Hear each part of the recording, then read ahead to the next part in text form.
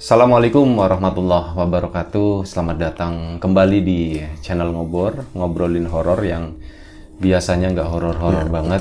Oleh karena itu kita mohon kebijaksanaan dari kawan-kawan semuanya untuk untuk merasa serem, merasa takut gitu ya, merasa horor gitu ya Bro Ayung. Dan di sini masih seperti biasa. Selamat datang juga buat kawan-kawan yang mungkin baru mampir ya, baru nengokin channel ini. Selamat datang, terima kasih semuanya. Masih bersama Bro Ayung di sini, sang pencerita dan pastinya ada cerita gitu ya. Ya udah langsung aja deh, waktu dan tempat dipersilakan Bro Ayung. Barangkali mau nyapa kawan-kawan di rumah. Oke, baik, terima kasih Mas Biru. Aku Sama-sama. mau nyapa teman-teman dulu. Assalamualaikum warahmatullahi wabarakatuh. Waalaikumsalam. Bismillahirrahmanirrahim. Apa kabar kawan-kawan semua? Semoga semua dalam keadaan baik, dalam keadaan sehat, selalu bahagia kapanpun dan dimanapun saatnya. Amin. Jumpa lagi kami di Ngobor ya Bi. Masih bersama diriku dan dirinya. Tentu harapannya bakalan horor nanti ceritanya. Bakalan horor.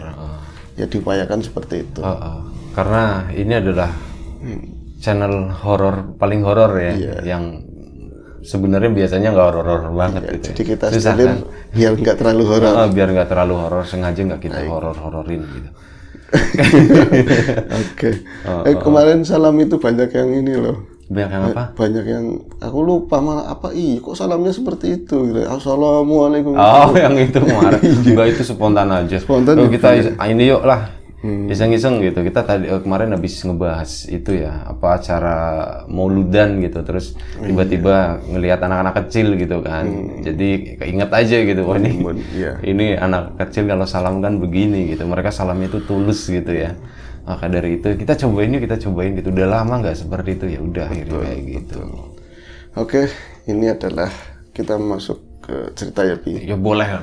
Ini mau curhat dulu juga boleh, nggak apa-apa. Iya juga, sebenarnya kalau tadi Bro Yang ada cerita sebenarnya nggak ada, aslinya nggak ada. Aslinya nggak ada. By the way, kemarin dapat kiriman lagi dari apa tuh Bi? Dari Jogja. Jamu apa itu? Ini yang kemarin ginger aromatic itu loh, yang jahe, minuman serbuk wedang jahe serai. Ada satunya itu yang jahe coklat. Tapi belum gue cobain, nanti kapan-kapan lah gue cobain. Kayaknya enak sih. Sebelumnya udah pernah ya gue ngetes, enak. Aku dibawa ke rumah udah ya. Itu makasih buat Mbak Monica di Jogja yang udah ini ya. Nanti deh dicobain sambil syuting ya, nemenin lapak horor syuting atau ngobor syuting juga kayak gitu. Baik. Ceritanya kapan Bro? Iya, ini mau masuk ke cerita, walaupun sebenarnya nggak ada cerita, tapi tak ada-adain. Ada-adain.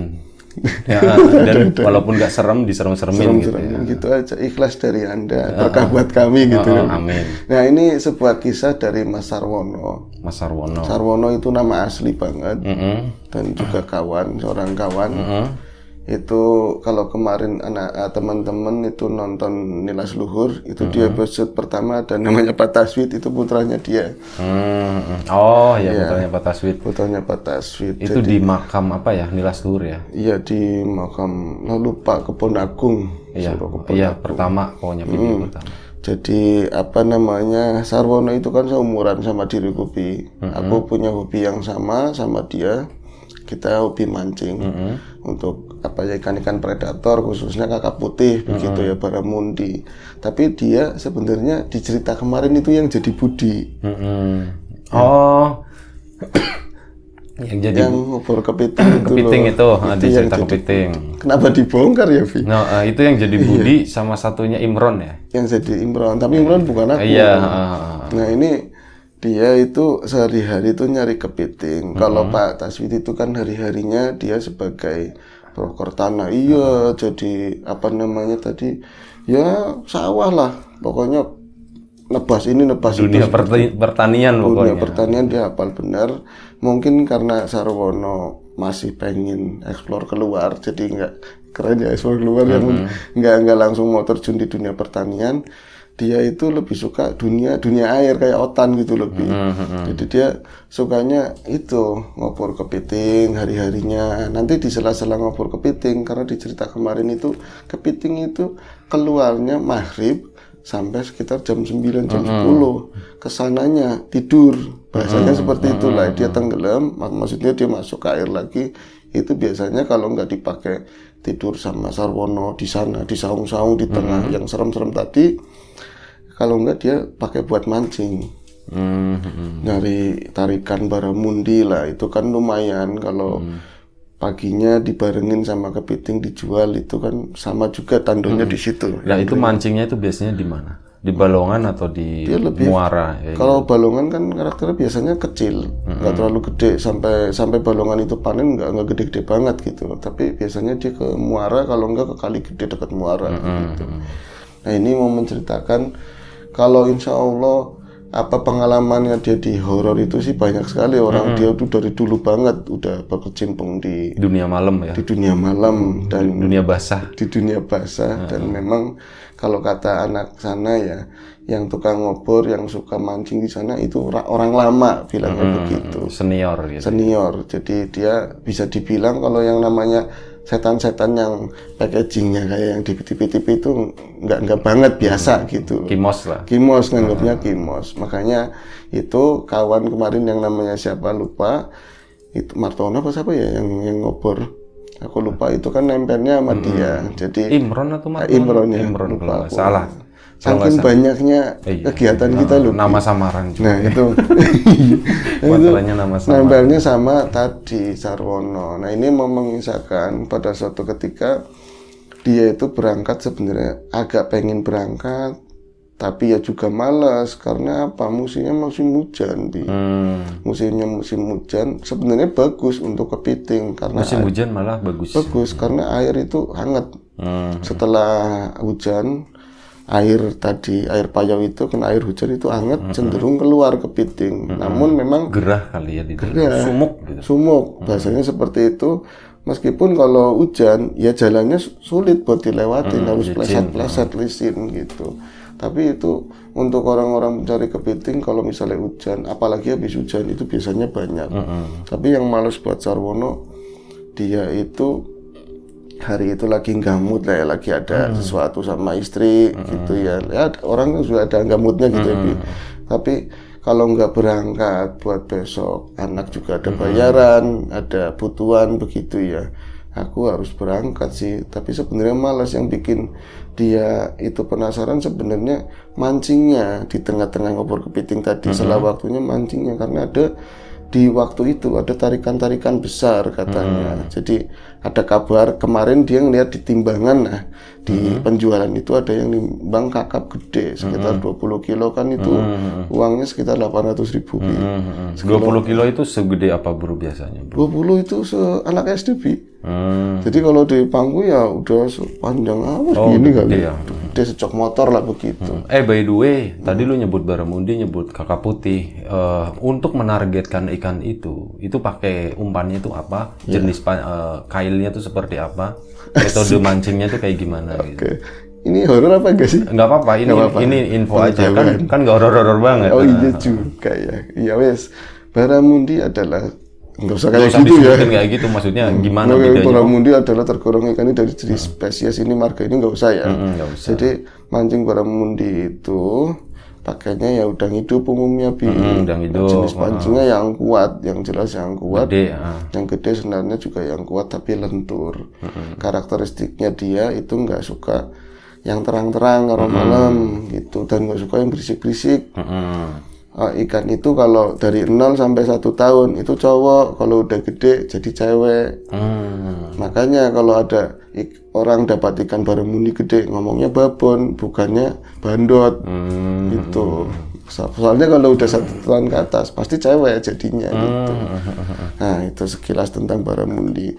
Nah ini Sarwono itu kalau misalnya aku mancing kakap pakai apa? Pakai apa? Umpannya. Oh umpannya pakainya itu udang hidup. Oh sama udang hidup juga. Berarti bisa dapat baramundi, bisa dapat kakap gitu ya? Kakap itu adalah baramundi. Kakap putih adalah baramundi. Betul. Soalnya lu nyebutnya tadi dipisah. Baiklah. Oke, teliti. Baramundi dan kakap putih kayak gitu kan. Di malam itu akhirnya Sarwono berangkat. Tapi waktu itu belum mengenal si tadi ya. apa namanya yang kemarin diceritakan kawannya, dia berangkat sendirian dengan setelan, memang motornya motor khusus yang butut. Jadi kalau misalnya ditaruh di mana aja aman gitu. Nah ini benar, ternyata sesuai dengan pengalaman yang udah dapat kepiting itu lumayan banyak. Kalau misalnya ditimbang, aku cukup untuk oleh-oleh pulang, uang apa ya, belanja istri lah seperti itu. Ini harus cari tambahan kakap. Pas itu dia nyari udang itu, udang nggak keluar, malam itu udang nggak keluar. Jadi udang itu bukan beli, udang itu ada di balongan bandeng, itu ada udangnya tetap. Itu hama ya? Ya bisa, kalau dibilang hama ya hama, bukan juga karena udang juga menghasilkan uang sih. Yang hama itu kakap, justru baramundi. Itu makanin larvanya ini bandeng. Iya. Nah terus mujair itu juga hama, tapi dia akhirnya nyari udang itu, namanya udang pepet, nggak ada, adanya kecil, akhirnya lalu kata orang ini, udahlah pakai jair, pakai ikan jair yang kecil itu. Pas udah dia dapatin berapa ekor jair itu ya 5 biji begitu, dia akhirnya jalan ke tepian. Karena untuk target mancing ini baramundi tadi itu bukan di balongan ya kan, yang gede-gede itu bukan di balongan tapi dekat muara. Akhirnya dia balik lagi, itu sambil bawa tadi kepiting yang tadi udah diikat, udah didapatkan sebelumnya. Nah itu minggir sampai ke tadi apa namanya tempat pemberhentian motor. Itu cuman dititipin si kepitingnya tadi sama ya warga situ karena dia udah senior sih. Nah ini langsung menuju ke muara, dia langsung ke muara, jorannya juga di situ, walasannya udah di situ, dititipin.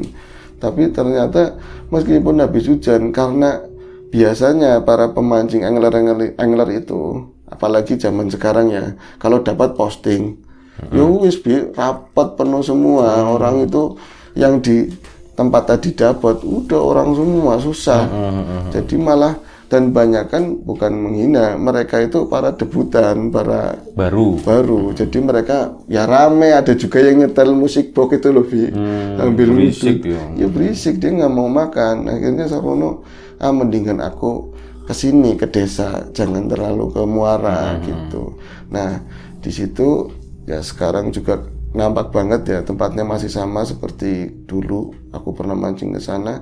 Itu ada jembatan penyeberang, bukan jembatan sih, kali itu kali besar sekali Bi. Jadi sisinya ada Sungai Kemiri yang pernah dibawain.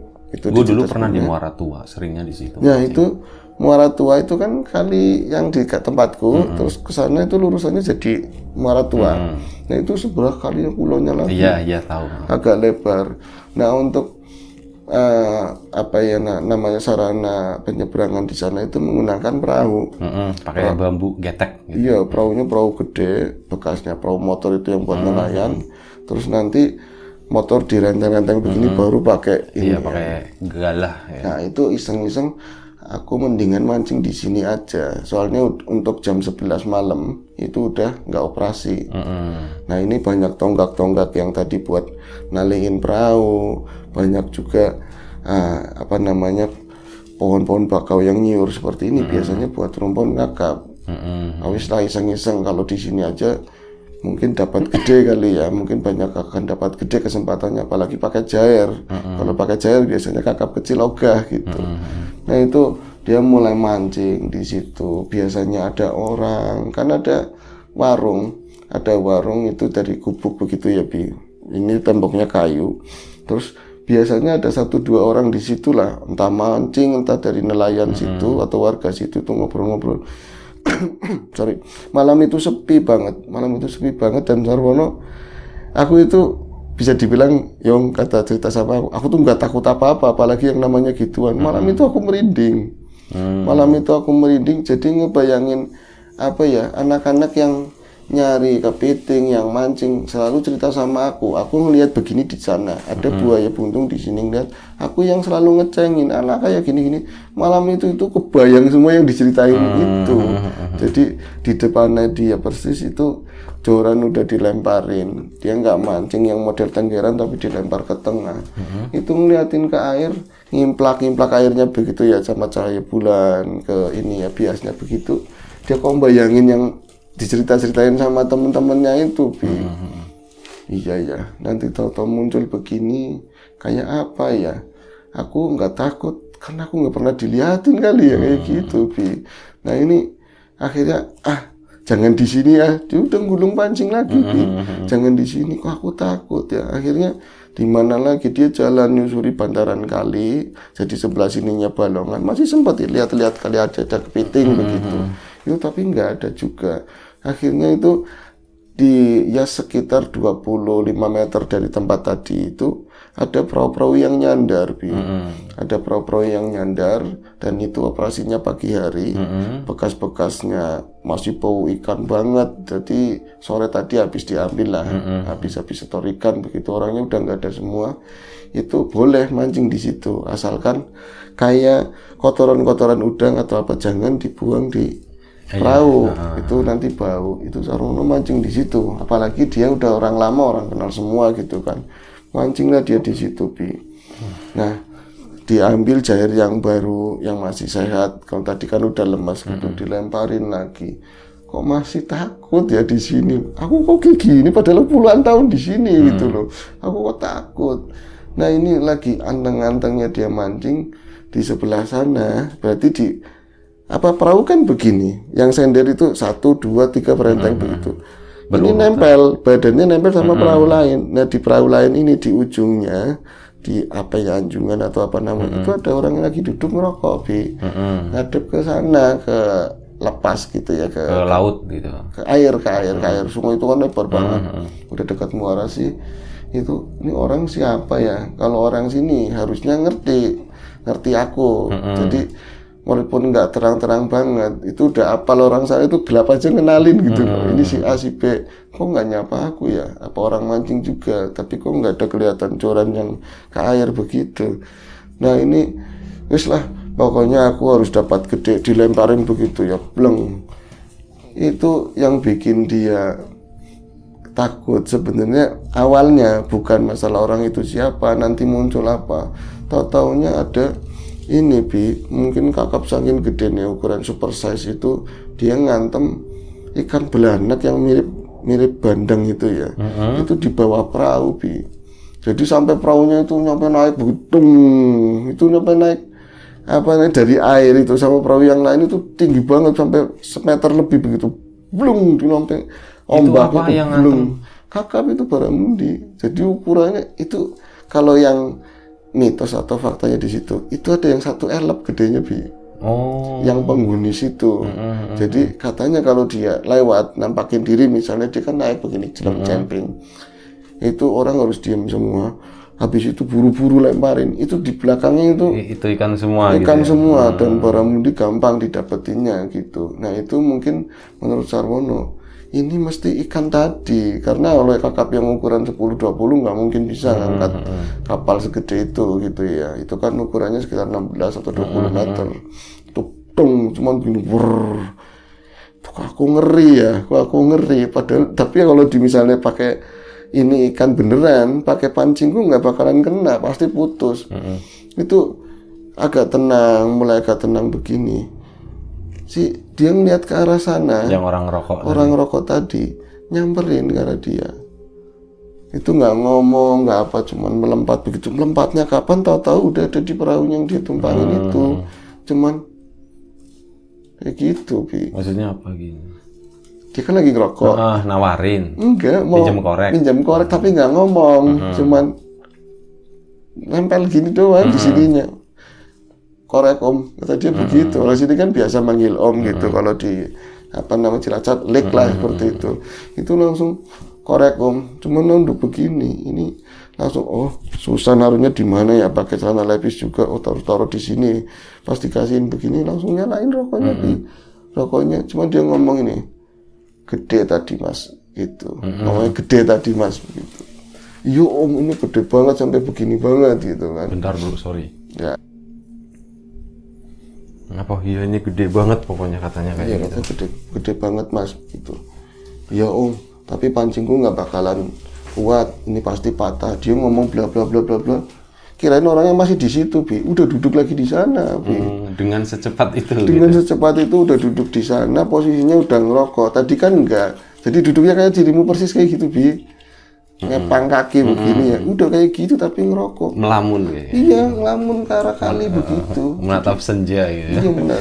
Ya itu malam ya. Malam ya. Malam. Jadi sekitar jam-jam 12 jam 1 waktu Itu by the way mirip dengan cerita mancing yang dibawain sama Lapak Horor. Ada kayak gitu. Emang banyak mitos katanya pemancing tuh ketemu kayak gitu orang minjem korek itu banyak. Banyak, benar. Terus gimana? Nah itu akhirnya apa? Sarwono itu bukan orang yang penakut ya tentu ya. Walaupun malam itu dia ngerasa takut, dia mulai, ini orang mah bukan ya, tadi kok udah nyampe sana lagi, udah nyampe sana, udah duduk begitu, tak sapa apa enggak, ntar aja aku yang jelas nggak mau ngakalin ikan yang tadi gede, tapi biasanya ada yang ngikutin. Itu dia ditaruh, tadi yang lemparin jauh ditaruh cuman di bawahnya perahu itu aja dalam bi. Nah, kita orang dewasa pasti di pinggir tenggelam gitu. Nah Sarwono itu ngeliat ke arah sana, penasaran lagi ke arah tadi, bapak-bapak tadi kayaknya sih udah tua bi, pakainya hitam semua, terus dibilang, Pak lagi ngapain sih Pak situ gitu kan. Kalau situ lagi ngapain kok cepet banget nyampe situ. Itu kayaknya nengok ke arah dia bi, cuman ada celing gitu matanya, cas itu warna merah, matanya dua tas gitu, langsung jelem itu terjun ke air, langsung terjun ke air. Nah, wah memeti nih kata si Sarwono, ini memeti sialan aku digangguin gituan. Nah itu tahu-taunya Sarwono langsung ini kan, langsung ngemasin pancingan tadi dan buru-buru dia pergi dari situ. Aku nggak takutan, tapi malam ini aku takut gitu loh. Malam ini aku takut kok ngeliat kayak gitu dong, aku takut. Biasanya itu kalau di Balongan dia nyari kepiting bisa papasan begini biasa aja. Kok ini aku ngerasa takut banget. Dan dia pas melompat dari perahu ke bantaran sungai, mau jalan lagi ke arah tadi, ke seberangan perahu tadi, itu ada orang beneran, tahu ada orang mancing juga di bakau, sela-sela bakau. Mas, diwedeni Mas, kata orang sini begitu, ditakut-takutin Mas. Situ aku ngeliat, Mas aja lu nggak kata dia begitu, jangan pergi, kalau ditakut-takutin pasti dapat gede. Enggak, buat situ aja kata Sarwono begitu. Nah ini pindah lagi ke tempat tadi, tempat awal dia pertama mancing. Oh, di sini aja wis lebih aman. Aku nggak tahu kok ini perasaannya takut, apa ditungguin istri ya. Ya wis yang penting cepet pagi mau dapat mau enggak. Itu dia ngelempar langsung dihampet di tarikan gede paut cus. Itu dia kan nggak pakai reel karena nggak suka, pakainya gelokannya nyampe naik ke atas itu dihajar begini, dep, ini narik ke sana tapi pelan, bukan karakternya kakap. Kakap itu kenceng banget, kecuali yang gede banget itu ya, terus berhenti nanti narik lagi itu langsung nyet gandul tapi ditarik begini nggak bisa. Kayak nyangkut gitu ya? Iya kayak nyangkut, ini nggak bisa. Ini kalau dipaksa pirantiku patah, tapi dia diam narik lagi. Kayak gitu sampai sekali dua kali tes itu copot dan itu nggak putus bi, cuman empatnya hilang. Lagi-lagi, nah kedua kalinya begitu lagi nyampe 3 kali 4 kali. Ini pasti dikerjain penunggu sini. Aku tadi udah dikerjain, ini pasti dikerjain lagi. Nah itu tapi ditungguin dia sampai sesumbar. Kalau mau ngerjain aku keluar aja sekalian gitu. Itu dia ngelemparin lagi. Yang untuk terakhir kali dia pokoknya ini yang lempar ini aku nggak mau mancing lagi. Kalau misalnya nggak narik, lagian udah mau dekat pagi begitu ya, mau jam 2-an. Akhirnya dia duduknya malah di kali begini. Jadi pas bantaran kali begitu ya, kan ada bangku-bangku tadi orang namanya penyeberangan, ada kayu-kayu begitu. Lalu dia duduk, dia ngelemparin liatinya ke tengah. Itu ada yang suara-suara orang ngobrol tapi nggak jelas. Jadi kayak bahasanya bukan bahasa manusia begitu yang nggak jelas lah. Yang ngobrol siapa, dia nengok ke belakang nggak ada orang, apa nelayan yang mau nyebrang tapi perahu kan belum operasi. Ke kiri lagi nggak ada orang ngobrol, sepi semua. Kok ada suara orang ngobrol di mana begitu, tapi kok deket banget di belakang dia nggak ada. Pas dia nengok ke bawah, jadi mau ngeludah begini, tahu-taunya ada di kakinya dia itu rentengan ada 3 biji. Itu apaan? Kepala semua, kepala orang semua Jadi ngobrol lagi kayak situ sama aku, tapi deket-deket begini. Kayak orang lagi renang di pinggir kolam renang gitu ya. Iya, tapi nggak ada tangannya, nggak ngomong begitu, kepala doang, kepala ngobrol tapi ayo kayak gitu doang. Harus dicontohin ngobrol tapi ngomong tahu apa. Mukanya kayak apa? Nggak jelas yung, tapi mukanya orang udah berumur, ya udah tua semua, terus kumisnya pada begitulah. Kayak orang-orang, ya namanya orang-orang zaman kuna itu, pendekar-pendekar kuna, ada yang pakai ikat juga, Bi. Nah ini ntar ngobrol berdua, yang satunya uduk kayak gitu, jadi gumbel-gumbel kayak bola-bola gitu, Bi. Di bawahnya dia, kamu lari no, nggak bisa lari katanya, nggak, aku niatnya mau lari, tak tinggal pokoknya yang namanya joran bodoh amat, aku mau lari tapi kayak kaki dikunci, terus matanya ngeliatin begitu, Bi, ke bawah, itu nyampe lama, aku pikirannya berarti ini yang sampai aku ngomong gini, ini yang narik pancingku kalian ya, sampai begitu diomong begitu. Cuman lihat kata semua begini, terus ngobrol lagi, cool banget ngobrol lagi. Ketawarin rokok sekalian, aku bilang gitu. Apa nih, aku aja takut banget itu waktu itu, aku takut banget dan baru sekali ngelihat yang modelnya begitu. Tapi katanya enggak, cuman pokoknya bawahnya nempel, ada yang rambutnya panjang, ada yang rambutnya pendek pakai ikat begitu. Tapi nempel di air semua, itu kepala semua. Nah selesainya kamu bisa lari gimana? Ya akhirnya itu tak tanyain lagi. Jangan ngobrol di sini, digituin. Aku takut, serius aku takut. Tuh ngeliatin begini lagi langsung jelem kayak gitu, Vi. Hilang. Langsung gitu. hilang terus air itu bisa bener-bener tenang banget malam itu. Terus akhirnya apa? Nggak ada seru-serunya, udah kayak gitu doang. Seremnya aku tak gituin. Itu joranku langsung melengkung tajam, Vi. Melengkung tajam. Nah itu pasti dikerjain lagi sama si makhluk-makhluk tadi. Itu udah loncat begini, gelokannya itu tapi kok masih jalan terus, klotok ngulur kayak layangan. Ini mah ikan itu. Akhirnya bener diakalin, ada sampai pagi katanya, mau jam 3:30, 4 diakalin karena banyak ini sih rumpon, agak susah ngakalinya, itu dapat 12 kilo Bi. Malam itu. Jadi bener kata orang, kata dia kayak gitulah ya. Kalau habis ditakutin, iya, malah dapat kayak gitu. Tapi 12 kali 40.000 tuh dapat segitu. 12 kali 40.000, 480 kali ya. Iya, 480 plus kepiting. Setengah juta lebih ya. Kepitingnya berapa sih? Per kilonya berapa? Harga selalu berubah, tapi rata-rata ada 70. Tapi untuk yang gede begitu kan, satu aja bisa 80, 120 begitu. Yang gedenya, satu ekornya itu segitu. Tapi dia sih ngomong, waktu itu gope-gope dapat katanya gitu. Ya 500 dapat. Gitu. Iya, semalam ya. Semalam. Kalau tiap hari kayak ya, no. Kalau tiap hari kata dia gitu. Tapi sebenarnya untuk tiap hari bisa sih sebenarnya. Bisa, sebenarnya bisa. Minimal ya dapat angka-angka deket segitu. Berarti itu salah satu profesi yang menjanjikan ya sebenarnya. Tapi hanya orang, bisa dikatakan kalau bahasa Indonesia hanya orang-orang gila yang seperti itu. Iya. Aku pernah nyobain ngikut jalannya, itu yang namanya Balongan itu luas banget, lapangan bola. Iya, luas banget. Itu kalau tak pikir-pikir, emang nggak ngerasa dingin belas Bi, karena kita kepacu sih jalurnya jalan. Itu iki jalannya kayak dari sini ke Cirebon gitu loh. Emang itu luas banget Balongan. Itu capek banget, setelah itu capek banget. Iya, mau jadi tukang cari kepiting? Enggak, capek. Kalau situ mau udah apa lah, aku bilang gini. Tapi biasanya rata-rata di angka 150-200 dapat mereka. Per malam gitu ya? Per berangkat lah, per aksi gitu ya. Oh lumayan juga segitu kalau misal rata-rata 200.000 aja, itu udah dapat. Cuman ya itu sejalan dengan perjuangannya begitu.